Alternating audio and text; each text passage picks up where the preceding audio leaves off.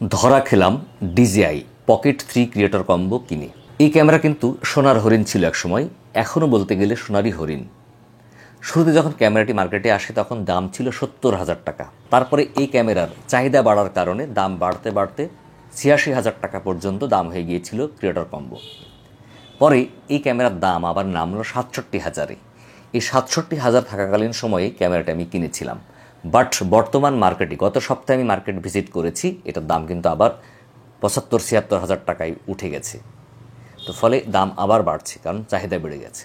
তো এই ক্যামেরাটা আমি 67,000 টাকা দিয়ে কিনেছিলাম। কেনার পরে 2 মাস আমি ভালোভাবেই ক্যামেরাটি ব্যবহার করলাম, কোনো অসুবিধা হয়নি। হঠাৎ করে আমার ক্যামেরার সমস্যা দেখা দিল। আমি ঢাকাতে আছি, দিনের বেলা শুটিং করেছি, করে স্বাভাবিকভাবেই ক্যামেরাটা রেখে দিয়েছি। সকালে উঠে দেখি ক্যামেরাটার ডিসপ্লে রোটেট হয়ে সোজা থাকে না, মানে আড়াআড়ি হয় না। যেটা ভিডিওতে দেখছেন এটা আড়াআড়ি হয় না, শুধুমাত্র পোর্ট্রেট ভার্সানেই থাকে। এবং যদি আমি আড়াআড়িভাবে রেখে দিয়ে ছেড়ে দিই তাহলে ঘড়াম করে সে আবার নিচে লাগে। তো এইভাবেই ক্যামেরাটা সমস্যা দেখা দিল।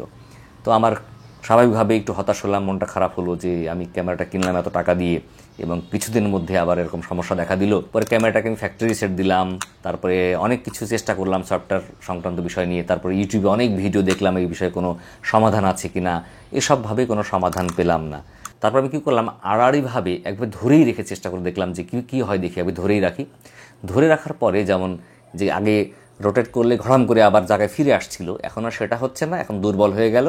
এখন না রোটেট হয় না পোর্ট্রেট হয়, এখন মাঝামাঝি পর্যায়ে গিয়ে আড়াআড়িভাবে থাকে। তো পরে চিন্তা করলাম যে আমি যেখান থেকে কিনেছিলাম তারা বলেছিল যে 1 বছরের ওয়ারেন্টি আছে, তো আমি ওয়ারেন্টি ক্লেম করি। পরে ঢাকার বসুন্ধরা সিটির ওই নির্ধারিত দোকানে আমি গেলাম। এখন আমি ওই দোকানের নাম বলছি না, যেহেতু আমি ওয়ারেন্টি ক্লেম করেছি এবং আমার ক্যামেরাটা তাদের কাছে আছে। তাদের সার্ভিসটা কেমন হয় আমি দেখি, তাদের যদি ভালো সার্ভিস পাই তাহলে তো কোনো কথাই নেই। আর যদি তাদের সার্ভিস কোনোভাবে আমার কাছে সন্তোষজনক না হয় তাহলে কী ধরনের সার্ভিস তারা দিল বিষয়টি নিয়ে আমি আলাদা একটা ভিডিও করব। তারপর দিন শুক্রবারে গেলাম হচ্ছে ওই ক্যামেরার দোকানে। নিয়ে গিয়ে যখন আমার এই সমস্যার কথা বললাম, 2জন কর্মচারী প্রথমেই রিয়্যাক্ট করে ফেললো, মানে একদম খুব তাদের বিহেভিয়ার চেঞ্জ হয়ে গেল, অ্যাটিটিউড চেঞ্জ হয়ে গেল। নর্মালি বাংলাদেশের কালচারে যেটা হয়, আপনারা দেখবেন যে কোনো দোকান থেকে শার্ট চয়েস করে কিনে নিয়ে আসবেন, দাম দর করে কিনে নিয়ে আসার পরে যদি কোনো ডিফেক্ট পান বাড়ি আসার পরে বা কোনো কারণে সাইজে না মেলে, এই শার্ট যখন আপনি আবার ওই দোকানে ফেরত নিয়ে যাবেন বা চেঞ্জ করতে যাবেন, তখন দেখবেন ওই কাস্টমারদের কিন্তু ব্যবহার পুরোপুরি চেঞ্জ হয়ে যায়। তখন চিনতে পারে না, সময় দিতে চায় না, বলেন পরে আসেন বা একটু অপেক্ষা করেন, মানে ঘোরায় আর কি। তো এই কালচারটা কিন্তু বাংলাদেশের মধ্যে খুবই খারাপ, অর্থাৎ আফটার সেল সার্ভিস কিন্তু খুবই ইম্পর্টেন্ট, এটা খুবই খারাপ থাকে। তো ওই দোকানদারের যারা সেলসম্যান ছিল তাদের ব্যবহার দেখলাম পুরো পোল্টি নিয়ে নিল আর কি, মানে খুবই খারাপ ব্যবহার করতে লাগলো। বললো না এটা হবে না, এটা হলো ফিজিক্যাল ড্যামেজ। আচ্ছা বলেন তো এটা কি ফিজিক্যাল ড্যামেজ? আমি বললাম আপনারা জানেন ফিজিক্যাল ড্যামেজ কি? ফিজিক্যাল ড্যামেজ হচ্ছে যে এই ক্যামেরার যদি ফিজিক্যালি কোথাও ড্যামেজ হয়, এই বডিতে কোথাও ভেঙে যায়, ফেটে যায়, যেমন ডিসপ্লে ফেটে গেল, ডিসপ্লে ভেঙে গেল, এর যে গিম্বেল আছে গিম্বেলের মাথা থেকে ভেঙে গেল, বডিটা ভেঙে গেল, সেটা হলো ফিজিক্যাল ড্যামেজ। তখন আরেকজন বলছে তাহলে হয়তো আপনার হাত থেকে পড়ে গেছে। আমি বললাম আমার ক্যামেরা, আমি জানবো না যে আমার হাত থেকে পড়ে গেছে কি পড়েনি? আর হাত থেকে যদি একটা ক্যামেরা পড়ে যায় তাহলে কোথাও কিন্তু স্ক্র্যাচ হবে, কোথাও মিনিমাম স্পট পড়বে বা দেখা যাবে, বোঝা যাবে। তো আপনারা দেখেন, আপনার ক্যামেরাটা চেক করে দেখেন যে কোথায় পড়ে গেছে। তা বলছে আপনি হয়তো বারবার ঘুরিয়েছেন, এই স্ক্রিনটা বেশি বেশি রোটেট করেছেন বলেই আপনার ক্যামেরাটা নষ্ট হয়ে গেছে। আমার বারে আমি এই ক্যামেরাটা তো কিনেছি শ্যুট করার জন্য, ঘরে নিশ্চয় ফেলে রাখার জন্য না, শোপিস হিসাবে রাখার জন্য না। এটা তো আমি রোটেট করবই, আর রোটেট না করলে তো অনই হবে না। আর আমার কি শখ পড়েছে যে 70,000 টাকা দিয়ে ক্যামেরা কিনে সেটা আমি নিজের ইচ্ছায় নষ্ট করব বা নিজের ইচ্ছায় আমি এটা ধ্বংস করে ফেলবো? তা আমি বললাম আপনাদের ভাই যখন ক্যামেরা কিনতে এসেছিলাম তখন কিন্তু আপনাদের ব্যবহার এরকম ছিল না, অনেক সুন্দর ব্যবহার, অমায়িক ব্যবহার ছিল, আপনাদের প্রশংসা করে আমি ভিডিও করেছিলাম। আর এখন আপনার কাছে সমস্যা নিয়ে যখন আসলাম আপনারা পুরোপুরি পোল্টি নিয়ে নিলেন, আপনাদের চেহারা চেঞ্জ হয়ে গেল, অ্যাটিটিউড চেঞ্জ হয়ে গেল। এটা তো হতে পারে না, এটা কোন ধরনের আচরণ? আপনাকে এইভাবে কাস্টমার সার্ভিস দিলে আপনাদের দোকানের ব্যবসা চলবে?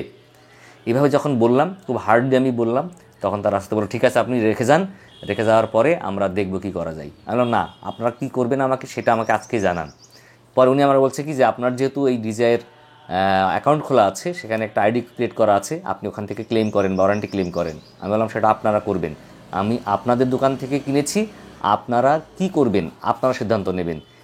তারপরে তারা বলছে কি দেখেন এটা যদি ফিজিক্যাল ড্যামেজ হয় তাহলে কিন্তু আপনার এটা খরচ যা হবে আপনাকে বহন করতে হবে। এটা যদি ফিজিক্যাল ড্যামেজ হয় তাহলে কিন্তু তারা ঠিক করে দিবে না, আপনাকে এটাই ফেরত নিতে হবে। এও বলছে যে আমরা এটা হংকং পাঠাবো, হংকংয়ে পাঠাতে এবং হংকং থেকে ফিরে আসতে যে পাঠানোর খরচ হবে, যে ডেলিভারি চার্জ হবে অর্থাৎ কুরিয়ার খরচ, এটা আপনাকেই দিতে হবে। মানে এইভাবে তারা আমাকে বিভিন্নভাবে হ্যারাস করছে আর কি। মূলত তারা, আমি যাওয়াটা যেন তাদের কাছে অপরাধ, মানে মনে হচ্ছে যেন আমি অপরাধ করে ফেলেছি, আমার ক্যামেরাটা নষ্ট হয়ে গেছে, এটা আমার বড় অপরাধ, আমি সেখানে গিয়ে তাদের কাছ থেকে সার্ভিস চাওয়াটাই তাদের মানে খুব অপরাধ করে ফেলছি আমি, এই ধরনের তার অ্যাটিটিউড দেখাচ্ছে। পরে তারা কি করলো, আমার এই ক্যামেরাটা রাখলো এবং তারা আমাকে একটা রিসিভ কপি দিল। এই রিসিভ কপি আমি পরে দেখাবো, যেহেতু এখন সার্ভিসে রয়েছে। তো একটা রিসিভ কপি দিল এবং তারা শুধু ক্যামেরাটাই রেখে দিল, আর বাকি সব আমাকে ফেরত দিয়ে দিল। যেহেতু এটা ক্রিয়েটর কম্বো ছিল, সব ফেরত দিয়ে দিল আমাকে। দেওয়ার পরে এই ক্যামেরাটা তারা বলল যে 45 দিন মিনিমাম আর ম্যাক্সিমাম 90 দিন সময় লাগবে।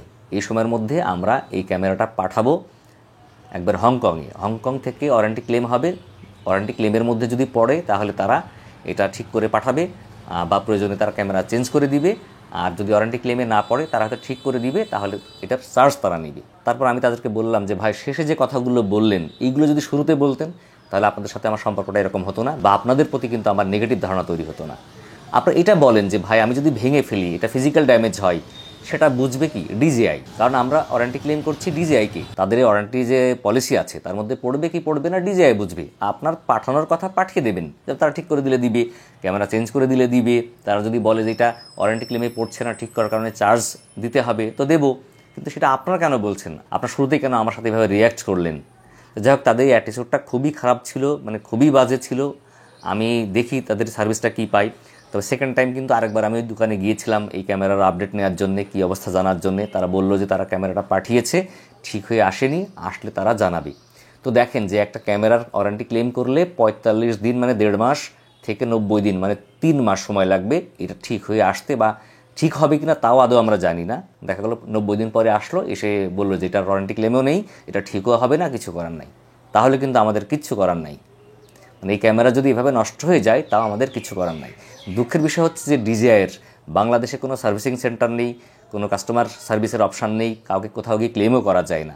ফলে আপনারা যখন ক্যামেরা কিনবেন, এই ক্যামেরা যে ভাউচার দিবে, আপনাদের মানি রিসিট দিবে, সেখানে অবশ্যই তাদের দিয়ে লিখিয়ে নেবেন যে 1 ইয়ার সার্ভিস ওয়ারান্টি কিংবা 1 ইয়ার ওয়ারান্টি, এটা লেখা থাকবে। বলবেন যে লিখে দেন এটা, ভাই আপনি মুখে বলছেন এটা কাজ হবে না। না হলে কিন্তু ওই যে যখন কোনো সমস্যা হলে সেটা নিয়ে যাবেন, এরকম ব্যবহার তারা করবে। কারণ বাংলাদেশের মানুষ কিন্তু কখনো সোজা হয় না। তো আমি তাদেরকে বলেছি যে ভাই, আমি কিন্তু একজন ইউটিউবার, আমি যদি আপনাদের কাছ থেকে ভালো সার্ভিস না পাই, আপনারা কী সার্ভিস দিলেন এটা কিন্তু আমি প্রচার করব এবং আপনাদের দোকানের নাম উল্লেখ করে প্রচার করব। কারণ এই কোনো প্রোডাক্ট বিক্রির পরে প্রোডাক্টের সার্ভিসটা কিন্তু সব থেকে ইম্পর্টেন্ট, পাশাপাশি কাস্টমারদের সাথে ব্যবহারটা কিন্তু ইম্পর্টেন্ট। কেউ যদি 500 টাকা বেশিও নেয় তাও কিন্তু খারাপ লাগবে না, কিন্তু যদি খারাপ ব্যবহার করে কাস্টমারদের সাথে, এই ওয়ারেন্টি ক্লেম করতে গেলে খারাপ ব্যবহার করে, তখন কিন্তু খুবই দুঃখ লাগে। দেখেন, আমি 70,000 টাকা একটা প্রোডাক্ট কিনলাম, কিনে আমি ওয়ারেন্টি যখন ক্লেম করতে গেলাম, তারা যদি আমার সাথে রিয়্যাক্ট করে, খারাপ ব্যবহার করে, এটা আমি নষ্ট করেছি, আমি ভেঙে ফেলেছি, এই ধরনের কথাবার্তা বলে আমাকে হিট করতে থাকে বা আমার উপর ব্লেম করতে থাকে, এটা কিন্তু খুবই দুঃখজনক। কারণ এই ধরনের অ্যাটিটিউড কিন্তু আমরা দেখতে চাই না, আমরা চাই ভালো ব্যবহার, তারা ঠিক করে দিক বা না দিক। যাই হোক, এই ক্যামেরাটা আমার নষ্ট হয়ে গেল, এখন ওয়ারেন্টি ক্লেমের মধ্যে আছে। ইতিমধ্যে মনে 1 মাস হয়ে গেছে আমার এটা জমা দিয়েছি, আমি অপেক্ষায় আছি, ওটা পাবো সেই অপেক্ষায় আছি। আর যেহেতু একটা বিরাট গ্যাপ ওই ক্যামেরা ঠিক হয়ে আসার জন্যে, মাঝখানে কিন্তু আমি আবার একটা ক্যামেরা কিনেছি, সেটা হলো DJI Action 5 Pro।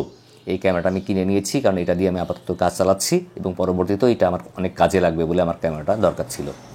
তো এই হলো মূলত আমার ক্যামেরা নষ্ট হওয়ার গল্প।